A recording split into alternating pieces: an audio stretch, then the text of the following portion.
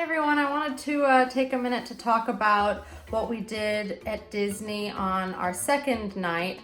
So after our first morning of Magic Kingdom Park, and then after our lunch at Disney Springs, the Boathouse restaurant, we decided to go back to the room for a while. It was probably around 2:30 by the time we left Disney Springs, and we did take the bus from Disney Springs back to our resort. That was one thing that we had to learn before we went there, that to get to Disney Springs, you can't get there from the parks. You can only get to and from Disney Springs from the resorts. So when we left Magic Kingdom, what we did was we went to the Contemporary and we got a lift to bring us over to Disney Springs. And then when we went back to our hotel, which was the Dolphin Resort, we went back using the Disney bus service, which was really convenient if you're going from the resorts. And we relaxed for a little while, and we knew that we were going to go to Animal Kingdom that evening. I had made a reservation, I would say probably about 2 months out, for Yak and Yeti at 5:45. And after Magic Kingdom, I was also able to snag a fast pass for Navi River Journey, and that was, I think, between 7 and 8 p.m. So we ended up going on Navi River Journey around 7:30. And after Yak and Yeti, we went over to Africa, where we went on safari, which we've never been on the safari before. I really recommend going on the safari in the evening. It's a little cooler, of course, and the sun was setting and the animals were out and they were active, which was nice. They weren't, in the middle of the day sleeping. And it said it was a 20-minute wait, but it was actually, in reality, about 10 minutes, maybe even less. So it was a very easy wait, and I think it lasted about 15-20 minutes. Amanda might be shaking her head, no, really, it's 10 minutes, but it felt like a good long ride. We enjoyed our time there and learning a lot about the animals. And then when we got off of there, you'll see in the next part of the video, we went over to Pandora and the Navi River Journey, because we had never seen Pandora all lit up at night, and we're like, okay, we're definitely doing it this trip. We're going to Animal Kingdom at night. We're gonna see Pandora lit up, and it was so gorgeous. And it was funny because I was watching other people's vlogs, and some of them were saying a few months before we went, oh, they're cordoning off all these areas and they're repainting some of the pavement. So I think that Disney went in and revitalized some of the glow-in-the-dark paint that was around the place. So it was really bright and pretty when we got out of Navi River Journey and the sun had set completely. And then we went over to Everest, and that was only a 10-minute wait, so it was actually more like a walk-on in reality. It got stuck, but it didn't get stuck for very long. It was only about maybe 30 seconds, but we were sort of on an incline. We're like, okay, is it ready to go yet? So we were kind of like, okay, I think we're done for the night. I think that's a sign to tell us it's time to go home. And this was probably about 9:30, and we're pretty early sleepers anyway, so we're kind of old that way, lame, whatever. We like to go to bed early, so we left Animal Kingdom probably around 9:30, quarter to 10, took the bus back to the resort because we had an early day the next morning, which was our early magic hours at Hollywood Studios, and that was to go and do Toy Story Land and Star Wars, which you'll see in other videos. It was amazing. It was so awesome. I would definitely recommend doing the early magic hours there, because we practically had Galaxy's Edge to ourselves for an hour. We didn't even go early magic. We didn't even get there at 6 a.m. when we were able to get into the park. We ended up leaving the hotel, taking the water taxi over to Hollywood Studios, and that was at 7 a.m. we left our room. So we were still able to do Slinky Dog Dash and the flying swirling saucer ride, and then going over to Galaxy's Edge and wander around. And so you'll see in a later video, that was a lot of fun. So I got reservations for Yak and Yeti, which was one of the first things we wanted to do when we got into Animal Kingdom Park that night. So we had reservations for 5:45. We got to the park around 5 o'clock, just maybe a little bit after 5, and it allowed us to take a nice leisurely stroll to the back of the park, which is where Yak and Yeti is. Yak and Yeti, for those of you that don't know, is located in Asia, at Animal Kingdom Park in Disney World. And I'll try to show you here on my iPad a little bit. It's right back here in this area. So if you go past the Tree of Life and around, it's right back there. It's a really nice stroll to get back there.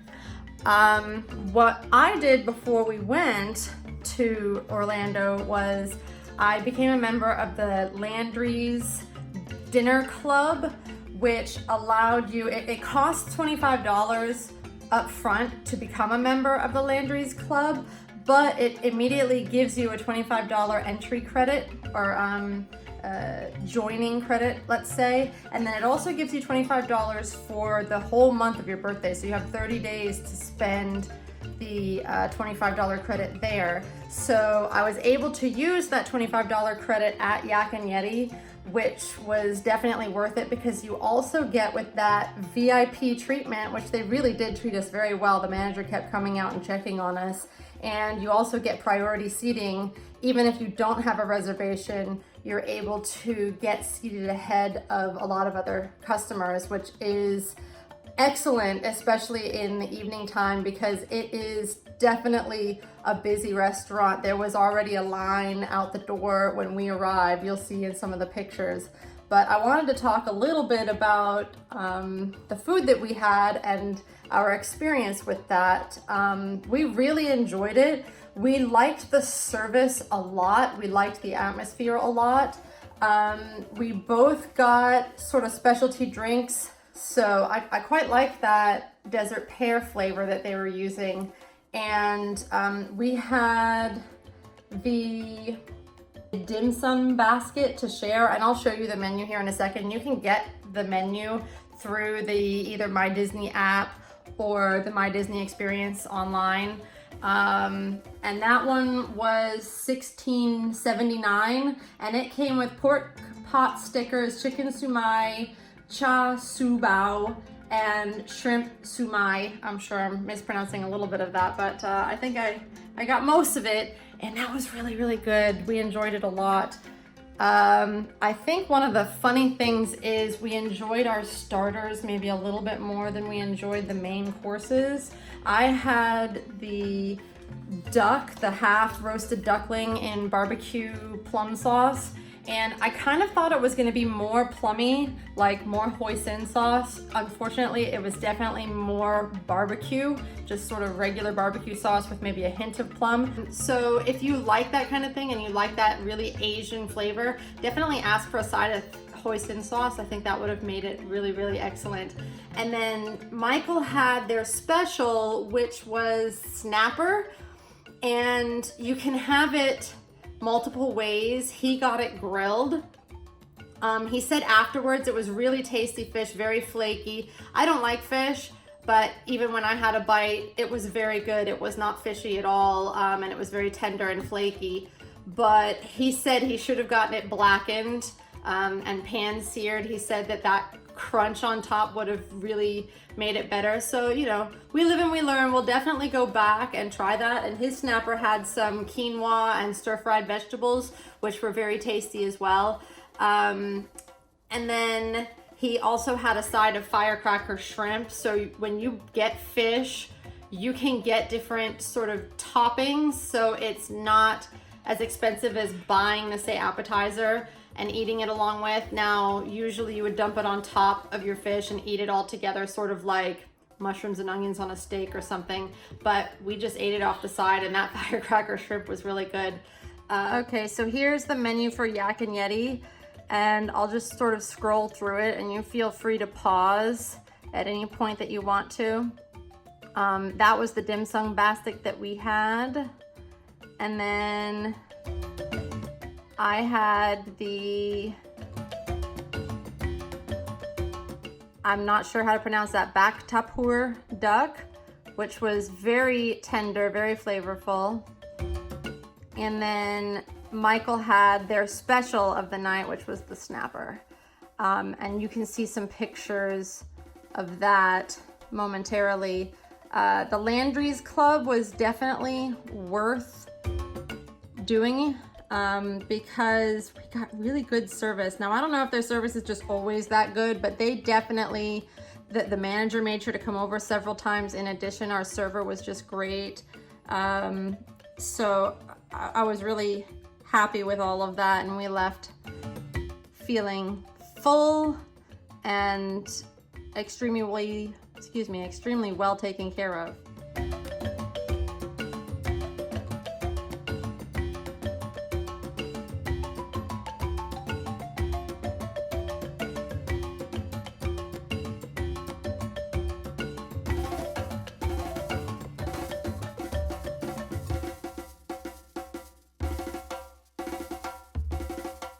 We just entered into Pandora, or the outskirts of Pandora. We left the safari and Africa behind, and now we're hearing all sorts of interesting animals and seeing little signs of Pandora everywhere. The sun is just beginning to set. The safari took about 20 minutes to complete, and we got to sort of see the sunset, which was lovely. I highly recommend it. It was a 20-minute wait, but it was actually only maybe a 10-minute wait. And here is Pandora and the floating mountains. All the beautiful pods. The ground starting to light up at night. I'm really looking forward to seeing the colors change and everything start to glow.